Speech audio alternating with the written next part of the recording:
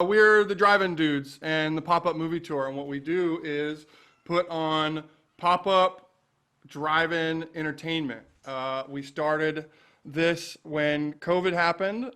We four-wall pop-up drive-in entertainment using our huge inflatable screens. The first thing we started with was the Pop-Up Movie Tour, and since then we have done drive-in wrestling, a drive-in concert with Garth Brooks, and a couple other really cool things. So I've got this video here, if I can get it to play.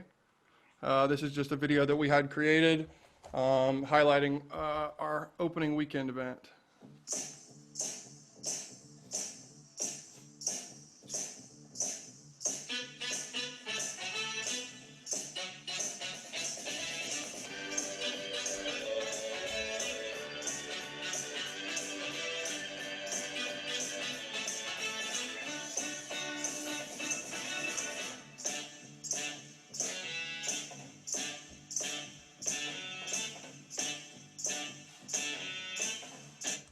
So that's just a little sizzle type reel that we created. Here's a picture from the Garth Brooks concert that we did over the weekend. You can see this is one of our 30-foot inflatable screens that we have, and this is kind of a cool view of sunset.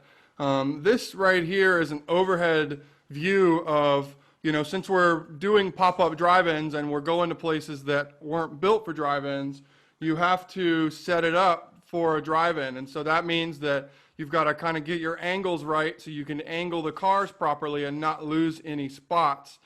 Here we actually worked with a professional road striping company to stripe our roads or our parking spots here. And here's a picture from our opening weekend just of all the cars and all the people. I can't remember what movie this was for, but this is a cool drone shot that somebody took. So why did we do it? Why start a drive-in? The simple answer is because of COVID. We run event companies. We run events. On March 12th, I think my Paint University company lost $200,000 in cancellations. I do specifically college entertainment, and so when colleges shut down, that really it really messed us up. I was kind of inspired by Disney at Walt Disney World. You can see this is a picture here. I sent it to one of my partners, and I said, dude, we should do a drive-in somehow. And I had to think, are colleges actually going to be booking my dance parties if they're back in? So the when, it all happened really fast. Our first event was on March 29th, and for those of you that remember, we were supposed to do it on March 29th in Mobile, Alabama, but on March 28th is when they did the shutdown, and they shut down pretty much everything, and so our event canceled. So then I had to go back to begging people to let us use their land. It took me about a month, a little over a month, to convince the Pensacola Fairgrounds to let us have it, and we had our first event on April 29th. That weekend, we sold out every single event in Pensacola. It was 12 showings in a row. Since then, we have done 100 plus showings of movies at 4 different locations, 3 in Florida and 1 in Alabama.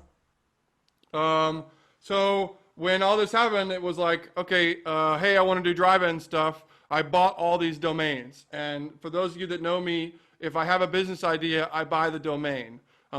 So you can see that I bought pretty much every domain with hyphens, without hyphens, the Drive-In Dudes, the Drive-In Dudettes, Drive-In UFC, wrestling. To me, a domain name is a very, very inexpensive real estate purchase. And some really good advice that someone gave me a while ago was that buy every domain name that is associated with you, because then your partners can't buy it up, or someone else, your competition can't buy it up. So these were all the domain names. The ones that we're kind of focusing on next is the bookadrivein.com, and I'll kind of get into that.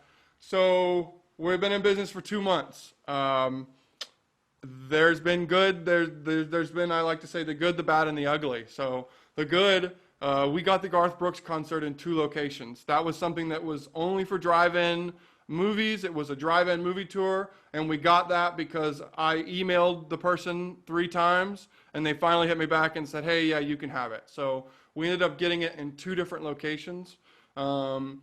We took a gamble on a new ticketing system. I've sold probably over 1 million tickets through different platforms. My other company had a contract with a company called eTix to do our ticketing. eTix is similar to Ticketfly, TicketWeb, Ticketmaster, where in the fact that you list your stuff for free and they charge the customers a hefty service fee to use it. So my last agreement with the ticketing company, they were charging the customer $4 in service fees. So what I found was I found a WordPress ticketing plugin platform that I paid a flat rate for, and then we pay the flat rate and it doesn't charge the customers fees. So we're able to charge our own fees to generate additional revenue. So I want to say that it was $4 that we were paying, and we've sold well over 6,000 tickets. So that gamble paid off and saved or generated us an extra $26,000. So it was very nerve-wracking to make that choice and go away from what I knew. We got 2 of the last remaining screens in the country. I realize I'm running low on time, so I'm going to try to burn through the rest of this. We created about 50 jobs with people working average of 20 hours a week, about 30,000 attendees. We got national sponsors in the realms of National Pork Rind Company and Brownie Brittle. We developed a partnership with County Commissioner Jeff Burgosh to help us make it happen. We created a to-go Fox food delivery to your spot. We use Basecamp, which is a project management software, which helped me manage the team remotely, and we got featured on national news stories. There's some bad, own your failures. The first weekend we had several movies that didn't play, or movies that FM transmitters mess up, and I had to issue probably $14,000 in refunds. But the key was that we were open, we were honest, and we admitted our failures, and admitted before we started it that, hey, we don't really know what we're doing, we've never done this, but we're going to give it a shot to try to provide Pensacola entertainment when nobody else was. No one else was taking any risk, and no one else was doing anything. You've got national companies, international companies talking about doing drive-ins, and they're just now finally getting on board, and we've been doing them 2 months now. So there's partnerships fallouts where it's where you're going to get a screen. When people think they've got you, I don't know how to say this, so I'm not going to say it. When people think they have you locked up and are try to screw you over, resources and being quick to the jump helps. We got the last 2 screens in the country from the main manufacturer of the screens. Let's see. The Ugly, that ticketing platform, the processing time for that was an additional 2 weeks. So if somebody buys a ticket today, they have to wait 2 weeks for me to get the funds, and that's not something I was prepared for. So that was just ugly. There was new location hiccups. Our show in Gainesville, they said the lights were going to be off, but there was a quarter of the lights in the parking lot on. So we're learning every single day and every single one, and the Ugly was not reassessing every week. Not looking at our security cost really, really killed us. Not looking at our assessing how many people we need really killed us. I have calluses on my hands because I've been just working to the bone. Somebody asked me, like, what do you do? It's like, well, I own my own business, so that means it could be anything from loading gear to being on the computer all day. Another ugly was the Facebook shutdown. I had a page created called the Pop-Up Movie Tour, and they shut it down 2 times. So the Drive-In Dudes was created kind of out of necessity. So what's next? We're regrouping. We're taking a week or 2 off from doing events every weekend. We're creating custom screens that we're going to use and then sell. Developing our direct sales strategy to try to sell via that bookadrivein.com website. We're going to do more concerts with the folks who did the Garth Brooks concert, more location, July and August tour, and we're trying to develop a concept that's a little bit more than movies, more than just sitting there and watching a movie, and kind of makes it a little more of an immersive experience. So this is our custom screen that we had built. We had this made over in China. My friend's company has the biggest bounce house in the world. And so we use their manufacturing capabilities to manufacture this custom screen. And the difference in ours and anybody else's is that we've got this tunnel in the middle that you see. This allows several different things to happen where if you have, say, a sponsor who wants to walk out and introduce it. Say you have you want to send out Marty McFly and Doc Brown when you're playing Back to the Future, they can just walk right out the tunnel. The tunnel screen allows us to do a lot of really cool stuff, and it's a differentiator for us. That is a 40-foot screen right there. It's 40 feet wide by 20 foot tall. The projection space alone, it weighs well over 1,000 pounds. So another part of the ugly is moving these damn things around. That we are still working on finding that solution so we don't have to rent forklifts every time. Sorry I ran late. I did my best, but thank you for your time and thanks for having me. Absolutely, that's fantastic. All right, so we will take questions now. If you don't recall from before, if you just joined us, you can go down to the participants and you click on that. And then you can raise your hand. There's a little blue hand at the bottom. We've got Brian Wire has a question for you. Hey, Michael, you didn't run late at all. So after we go through asking questions, feel free to add anything else you would like to add on the end. You did a great job. Okay. But I got to admit, you're one of my favorite presenters that when you come and present, you do such a great job of being transparent. You say it how it is. You're a big risk taker. You're true meaning of, I consider what entrepreneurs are willing to jump in there and just do it. And you got to make it happen and adjust to anything that goes wrong and make things right. So what's the feedback you've been receiving so far for some of the events you've been doing? In the beginning, it was everybody thanking us for doing it. Thanks for, they didn't have anything else to do. And it was like, people were coming to the event saying, hey, we haven't left our house in 30 days. I haven't taken my kids to do anything in a month and a half. So it was been thankful. It's been very appreciative, and pretty much everyone has been very, very understanding if we did have any issues, and thankful that we, for example, when we had a movie not play, or we had Frozen 2 playing and the FM radio station just was not working right. We fixed it about halfway through, but we issued a blanket refund without people having to do anything. That sucked. But you know what?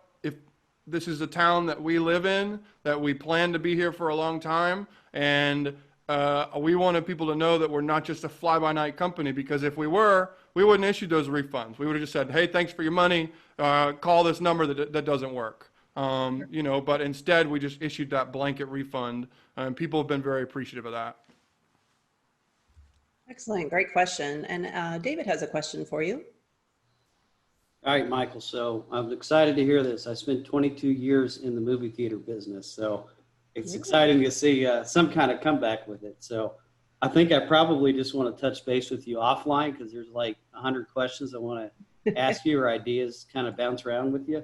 Yeah. We can do that offline, but I am curious, are you playing old movies, new movies? Yeah, so we're playing mainly older classic movies. As I'm sure you know now, there's not really any new movies. I think the newest was like, Frozen 2 that released, Sonic that released on digital. So we have played Sonic. I'm trying to get Trolls World Tour, but we're mainly doing older movies because I can't get the studios to give us new films without us being a permanent location where we can then go straight to movie studios, because we've got to go through Swank and Criterion for all of our licensing, and they're just not built to do what we need to do. Because we're licensing for one location, 2 screens with double features a night, Thursday, Friday, Saturday, Sunday. So you're looking at like 16 movies a weekend, and Swank and them are just not set up to do that. But there's no one's set up to deal with us. So we're in this weird status that we've created. Well, I definitely would love to touch base online or offline. I think, some film buyer contacts may be helpful. And the other thing, just throwing it out there, I don't know what you're doing in terms of entertainment, but what we had in the past was a huge, it was movies, but the entertainment aspect is really what brought people out, the food and beverage, the dining, all that good stuff. So I don't know what your doing from an entertainment standpoint or F&B, if that's part of this program, or is it just admission at this point? Sure. So the food and beverage, actually, we created a website that people, once they're in, they go to and they can order food from the concession stand that's on site, and we deliver it straight to their cars. And so to me, at first it was a big hassle and a headache, but now to me it adds to the experience of, hey, I can sit in my car, I can order food to it, and even if I have to pay a little bit of a convenience charge, they'll bring it right to me, and we do it in a completely contactless manner. That's great. All right, I'll just throw one more comment and then I'll stop for the rest of the group. But you mentioned the service fees. I thought that was really great. We had a similar issue where we had service fees and we talked to our company. We actually eliminated them completely, which, when people looked at it, they're like, wow, you're giving up almost $100,000 in profit. But what the customers saw was this incredible experience, and then they just, became more loyal. So anyway, I think it sounds like you're doing a lot of great stuff. I'd love to touch base on. Yeah, I definitely would like to talk about some film stuff. Yeah, definitely. All right. And Mason has a question. You want to unmute yourself, please? Hey, Michael. Fantastic presentation. You make it look extremely exciting. I want to come work for you. But David actually asked sort of my question, and you pretty much answered most of that. But one thing I've always wondered about is how the movie theater industry or movie theater owners do go about getting the licensing for their content. And yours is certainly not so much unique in that we've had drive-in theaters forever and ever, but definitely unique in that yours is portable. Have you had any challenges you're in contact with the people distributing those rights. Have you had any challenges in acquiring those rights, and what do those challenges look like? Yeah, it's been actually a huge challenge because I deal with two companies. Swank is the main one. They license all the Disney, Warner Brothers, Paramount, most of those type films, the larger ones. And then there's a company called Criterion as well. The problem with those is that they only want to license me 1 week out. So we're a pop-up, but it would be great if I could start selling tickets for the Goonies 4 weeks out. But what they're limiting me to is saying, hey, we can only license 1 week out. So even if I'm at a place for a month, I can only announce the films, at the earliest, the Thursday a week before they go out. And that's at the earliest if we're on our game and Our Lady is on her game. But the problem is they're the only show in town.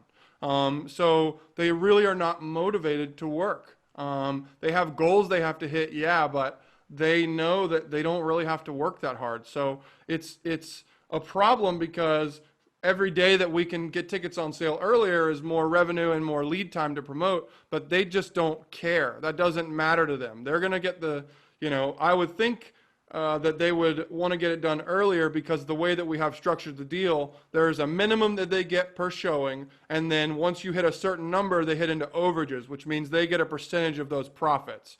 So I like to tell people that movies kind of are the band that I always wanted to deal with because they can be in more than one place at once. They don't require green, brown, or yellow M&Ms removed from their M&Ms, and they do things based on a versus deal, which is like it's a X flat rate versus X percentage, whichever's greater. So that I know my risk is only this minimum. Versus a band, they say, hey, I'm not even gonna consider it unless you pay me $5,000 or $20,000 up front. So that I don't want to skip ahead too far, but from the licensing perspective, one thing I am having a major problem with, I'm trying to find a way to license something from some company that doesn't really exist anymore. So if anybody's got a contact with BBC or Bob Geldof or Wood Charm or Warner Music, basically I'm trying to license an old concert DVD from about 35 years ago, maybe potentially the biggest rock concert in the world or history. And I'm trying to find a way to show that at our drive-ins, but I've called ASCAP, BMI, Warner. Nobody can give me the answer for how to license this. And so I'm trying to license Live Aid, the concert, so that we can show it out of a 35-year anniversary. And we want to have a charity aspect to it as well. But I just can't get, nobody knows. So I asked my lawyer, I said, hey, so if nobody owns it, who's going to sue me? I'm not to that point yet, but I have a call into some lawyer in the UK. I talked to somebody in Latvia. I've talked to everybody that I can talk to. Have you tried contacting Fathom Events? I have I think they're not. called Fathom. They're the ones who, like whenever, let's say, I know last year, I think there was an anniversary Star Trek, the motion picture that was released at movie theaters, and it's only over a weekend. Or a Doctor Who 2-hour movie that's Cool. only over a weekend. Fathom Events usually is the one who's promoting this. Cool. Now, in that case, I have no idea what kind of rate you would have to be paying them in order to bring their events over to you, but I think it might be a pretty good partnership. Cool. I wrote that. Or they would know the people you need to contact. Yep. That's a great suggestion. All right, we have another question from Patrick Rooney. Go ahead, Patrick. Good morning, Michael. Thanks for presenting today. Good morning. Thanks for having me. First of all, I just want to thank you because of, one of the underlying principles with 1 Million Cups is finding an entrepreneur who is going to be open and be vulnerable and share the good, the bad, and the ugly, which really takes me to, when will you be playing spaghetti westerns next? I don't know what spaghetti westerns are, but You showed your age, Patrick. Uh-oh. So just FYI, Michael, maybe you don't know the original source and the copyright holder, actually, of the phrase, the good, the bad, and the ugly. But that was a movie that starred Clint Eastwood and Lee Van Cleef and some other famous cowboy stars. But they were Italian-made westerns. So that's hence the name Spaghetti Westerns. Okay, I got it. I gotcha. So it'll be okay. I don't know when we'll be back showing in Pensacola again. I do have the date for the next concert that the folks that gave us Garth Brooks are doing, and that's at the end of July. So we're looking at doing that in 2 to 4 markets. And hopefully they're doing concerts weekly that we can pop up. And the concerts are really nice because they sell the tickets and they just give us a percentage of the sales. Cool. Well, thanks. Yeah, excellent. All right. And it looks like we're through all the questions. And just to let you know, Michael, there was a chat, just in case you haven't seen that. That's from David, that he gave you his contact info. Okay, cool. All right. And if you want to take it away, Brian. Great. Thanks again, Michael. Wonderful presentation. Really great information. And thanks for everything you've been doing for Pensacola with the movies. It's really well received. The last question I have for you, Michael, is what can our community do for you? And I know people provided some feedback already, but is there anything else our community can do for you? Yeah, I have a couple hiccups and hurdles. So as I mentioned, the concession stuff, a lot of places that we go to have concessions in-house, but some don't. So what I'm looking at is creating I basically want to buy a trailer that carries all of our gear and has a concession window in the side. So when we unload our gear, we can sell concessions out of it. And by concessions, I want to hold the exclusive on selling drinks, popcorn, and candy, those high margin things. And then I'll let the people on site sell the hot food and all that. What I'm running into the hurdle is the licensing and the legalities for cooking hot food in multiple locations. And I know popcorn falls under a different commission, for lack of a better term. And I don't know anything about food, but somebody here might. I want to do popcorn, snow cones, and the easy stuff. If anybody's got a brother, sister, mother at one of the larger movie studios that I could try to get an umbrella license for, that would be awesome. I could use the help of some accounting or financial stuff. It's hard, admittedly, to understand the big financial picture for me because the cash flow on this is very hard given, like I mentioned, that the money comes in 2 weeks. So it's not my strength. And so I know that there is at least one person on this call who it is his strength. And as I mentioned, if anybody knows Bob Geldof or BBC or something, I'm trying to replay that Live Aid concert, as I mentioned. Hey, Mike, I'm Carolyn Fries here. I was wondering, have you looked at partnering with like food trucks or something? So I have, and we had a partnership here in Pensacola with Pep's Place, who has the fair. I have looked at that and doing it to where, you know, we integrate with the app and things like that. But as David will probably mention, movie theaters mainly make most of their money on concessions. I do have a pretty good deal worked out with the movie studios to get it at a decent rate, but I'm always looking for high margin items to make my bottom line better. You know, popcorn, you're 10 to 1 on your money. And I just feel like if I'm bringing the people there, then I should do whatever I can to generate that ancillary revenue to come back to the company and help the bottom line.